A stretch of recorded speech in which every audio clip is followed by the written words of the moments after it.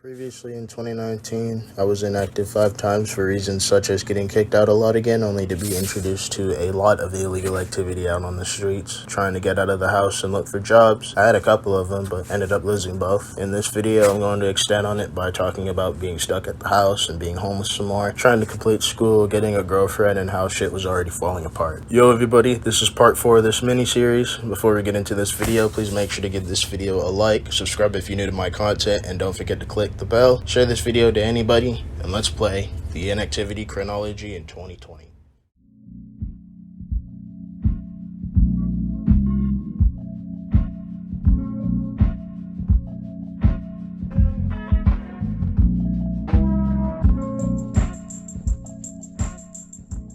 About 2 months of sitting in my room being upset about the whole crush thing in high school and not having much of anything for entertainment, I finally completed my probation period and I was able to get a hold of my mom's old laptop from my brother on February 4th, 2020. I honestly forgot that they had it the whole time and figured I could use something besides my phone. After I was able to adjust myself to the computer and find a free editing software, I uploaded the testing video on the 15th and went back to making YouTube videos on a somewhat regular basis for the first time in 7 months. On the morning of March 21st, my mom kicked me out of the house again because we got into an argument about how food should be organized between the fridge and her closet. There wasn't much food available in the kitchen at all at the time. I did get pretty upset when she got mad at me for asking to choose something else in her room. This was around the time where the coronavirus and the whole pandemic that came along with it was fresh off the bat. Online school and video chats is an understatement of how much it affected society in 2020. After she kicked me out, I was stranded outside in the freezing cold for an hour because it's Minnesota. A buddy I had called came to pick me up eventually. He even bought me food from McDonald's after I told him I hadn't eaten anything that day. After that whole scandal and an entire walk that lasted until after midnight, I did go back. I had pulled an all-nighter right before that too, so I felt like shit the whole time. I didn't even feel like using my computer to make a video until the 29th when I made that recap video. On the morning of March 30th came my first day of online school, and man, that grind was short-lived. I actually was able to sign up for a separate online school before the pandemic started and everyone had to do online school through their teachers. On the morning of April 14th, I got kicked out again because I tried getting my phone and my buddy's charger from her after she found contraband in my room again. Granted that I was able to come back home once again the next day just to deal with more bullshit at home. I hated sitting on the computer all day, every day, spending hours and hours trying to make YouTube videos and keep up with online school on top of that. And online school was more time consuming. I wasn't going to drop YouTube like that because it has always been a coping mechanism for me, but it wasn't long until I started losing motivation for school and ended up giving up and dropping out just 2 months after I started on the computer. To be honest, I probably would have had my high school diploma, or at the very least still would have been in school long enough to get it without having to sit in jail and ditch town if it wasn't for my parents. Shortly after I came back home from being kicked out in April though, I uploaded his parents caught us on the 19th. In the same month, my dad would reach out to me to help me get a job along with giving me one of his old trucks just a few days before my 18th birthday. A few months down, I did get into a lot of fuck shit like losing and getting jobs, getting my mom's car stolen, running away again, and a bunch of other stuff. But man, I was making a good amount of money for a young person like me who didn't really have shit to pay for. I made over $2,000 at that manual labor job in a month, another $1,000 from DoorDash in a month, a few hundred from Domino's and their tip money, and the taxes that I got back from that year, pretty much sending my total earnings of that summer to over $4,000. I had 2 cars, just got a girlfriend, and made all that money. The summer of 2020 was going pretty great until after August came and basically everything started going to shit. I basically lost everything and went back to being a broke loser in my mom's basement, continuing to face some pretty bad stuff. Before I initially went back home from staying with my ex for a bit, I uploaded a long-awaited video to YouTube on August 18th called Driving on Acid. Another thing notable I should mention before getting into the depth of the afterlife of losing everything is that I spent another month hanging out with friends and doing DoorDashes with them. I only made so much money doing that, but I eventually did go back home to having almost nothing and came back to YouTube with the I Suck at Work video by September 24. After that video, I was desperate to look for a job, so desperate that I was on a bunch of McDonald's websites under different web browsers, and I used the Olivia bots to automatically schedule interviews at multiple locations. I would only attend one interview since the closest one that already accepted me was already a 90-minute round-trip walk. September 30th was the day my interview was scheduled on, and luckily I had a bike to use from when a buddy left it at my house and got a ride home a few days prior. I did get caught smoking weed in my room the same day, and she kicked me out right before I had to go to said interview. I was able to go back home later that night, but the phone I had on me broke and I didn't have one for 3 weeks. On October 6th, I started my first day at McDonald's, and to put it simply, it sucked. The people I was working with were weirdos, and I had to walk almost every day. And once again in Minnesota, it already started snowing a week after I started the job. One morning, I felt sick from puking up all of the McDonald's food I've been eating for a week straight, and asked my mom if I could use her phone to call my job and call in sick. But not only does she always have to be difficult and argue, she threatened to kick me out for trying to skip work. I ended up leaving the house anyway and went on a 4-hour walk. Best believe I contemplated my entire life several times when I was walking on the shoulder of a highway. All it would have taken was a little hop to the left. At the time, I really felt like a fuck up, and I still do, if not more. I actually had to rewrite this miniseries because of how much I was talking about killing myself in it. Needless to say, I quit my job right then and there too. No way I was gonna come into work feeling like walking on the side of the highway, man. I had another breakdown that my ex-best friend witnessed a few days later when we talked with my mom about our problems. I was then able to come up with a video regarding a topic that was pretty relevant to me called Depression is Real. I couldn't stress this kind of lifestyle any more than I could. On the morning of October 22nd came payday. I had a mission to use a bike I had found on someone's driveway with a free sign on it to go to McDonald's to get that one paycheck and head to the store to get a phone again. Once I achieved all of that, I took another break from YouTube. I'm not gonna lie, I was taking time to recover from everything that had just happened. I also was spending more time with my ex-girlfriend again after her mom was initially not letting me come over so often. I guess her ex got locked up in a hospital. I've heard he got out like a month after, but I've never heard from him since, and I know it had her inner feelings. Eventually, I uploaded Donuts in the Lot on November 11th to ensure that I was still making story videos. Quickly after that upload, I was spending a lot of time at my ex-girlfriend's crib again. In fact, her mom even offered to give me $100 to watch her little sister for a while. I was already doing it for free, but she wanted to pay me so I could stay there for 2 weeks, even though I had no job. I was still looking for one at the time. She also bought a car after I essentially got pulled over one day and had it towed with her old shit when I went to get them some weed, but some problems would later come down the road as time came with all that. In fact, I still have a video I haven't worked on in a while about how I got stranded twice with that car. Stay tuned for the video. I won't give out the release dates, but I'll shoot within a month. I recorded and posted Forgot the Money at my ex-girl's crib on November 30th. 4 days after that, I got a job at a molding supply warehouse for $13.50 an hour. Getting a job at this time proved to me that had I gotten caught with the weed when the cop pulled me over in my ex-girl's mom's old whip, I would have been in and out of court for weed. I got my first check on December 11th, and that citation would have been overdue for almost a couple weeks. After I started my job, my ex-girl's mom started talking to her about how I'm not a good boyfriend and how she never wants me to come back or talk to them again. After she found out I snuck over afterwards, she took her phone and had me blocked on everything. My ex unblocked me by New Year's Day 2021, but ever since then it was just downhill from there. She basically kept the relationship a secret from everybody for the time being. Her mom thought I was only around to try and use them for everything they had. I've just been trying to keep a steady job and get the money for a car and apartment on my own anyways, but of course all of that work would all go to shit in 2021. I was not sober for the start of that year at all. Ever since the weekend my ex-girlfriend's mom decided to hate on me and try to keep me away from my ex for good, I was clearing almost a quart a day, smoking half ounce within a week, and started sipping lean a lot. I did it before, but I'd say at this point is where I started abusing it. I was essentially using drugs as a coping mechanism. That should conclude all of my inactivity in 2020. In the previous 3 years, I've spent just over a couple years being inactive, with 771 days to be exact. This year I spent 262 days being inactive from my channel, being almost 9 months worth, and bringing the total inactive day counter to 2020 by 684. Next time on this mini-series, we'll break down any inactivity in 2021 by talking about not being sober for a while, getting arrested, losing a lot of stuff, moving out of town, trying to better myself, and plans still falling through. Stay tuned. Thanks for watching this video. Once again, I appreciate your view and time. Feel free to give this video a like if you did, subscribe to my channel if you're new to my content, and don't forget to click on the notification bell to be notified whenever I upload. Share this video to anybody that's ever been inactive on social media, and I'll catch y'all in the next.